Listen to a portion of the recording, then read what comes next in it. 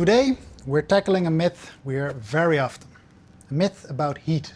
The fact that hot days might render HREZ ineffective. It's a worry that's rooted in realistic past experiences with other resistance genes like TM22, the gene that's been holding up for Tobamo resistances for the last 4 decades. But what's true about the interaction between heat and HREZ?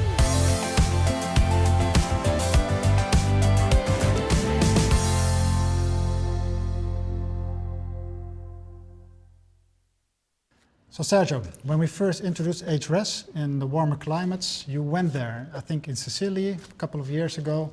And this trip you were encountering some unexpected surprises. Can you say a little bit about this?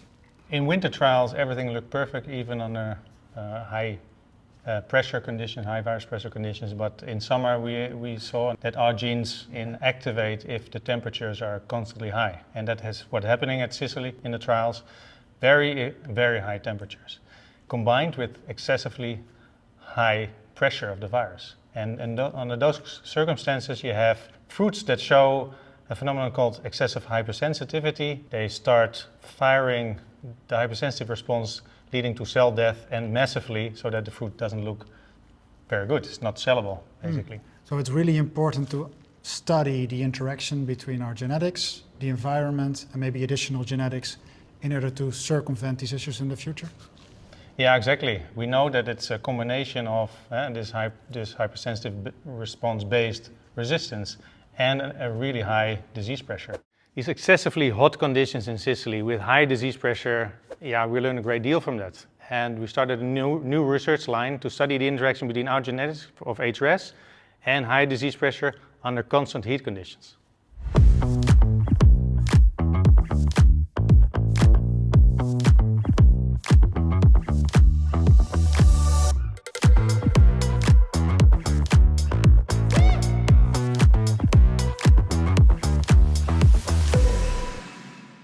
We do not need Sicilian summers to study the interaction between our HREZ genetics and the heat. Here in the Netherlands, even in cold winters, we can study that interaction with these climate cells. And we've got an expert in heat, Ilse Bakker, who can tell us more about this.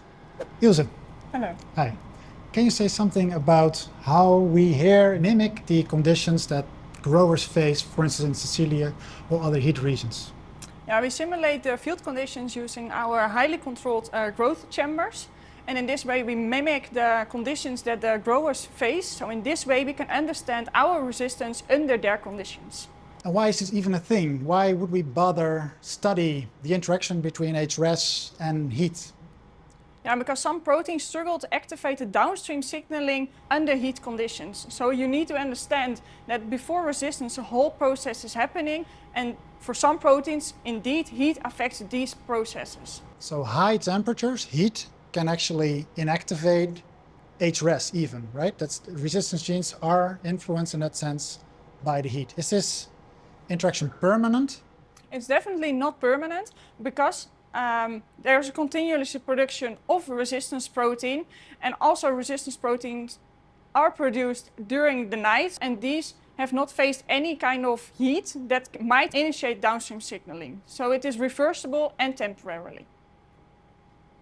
Some proteins struggle to activate the defense response at higher temperatures, but this is reversible. So when the temperature drops, the resistance is back. The real risk is when high temperature and high virus pressure happens at the same time.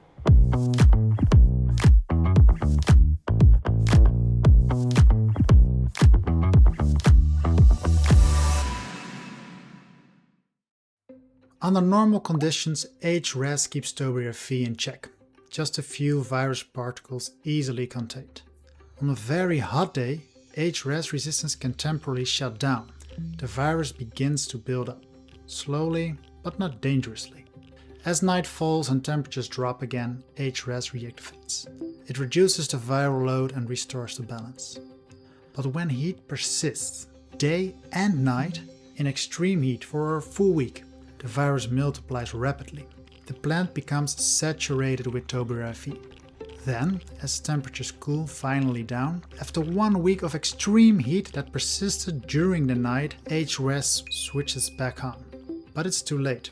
Surrounded by virus, the plant triggers an excessive hypersensitive response. Fruits collapse. This is why prolonged heat stress, combined with high virus pressure, is devastating for almost any R-gene-based resistance. This was true for TM22 in the past, and it's true for HREZ today. So, is there an interaction between heat and resistance?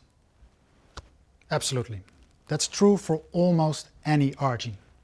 And HREZ, it's not an exception. Hot days, especially well above 35 degrees Celsius, will temporarily inactivate the resistance mechanism. But the important thing here is that it's temporal. Once cold nights kick in, the resistance mechanism is reactivated again. HREZ resistance is a very powerful tool against Tobamo. But like any powerful tool, it works best in a well-managed system.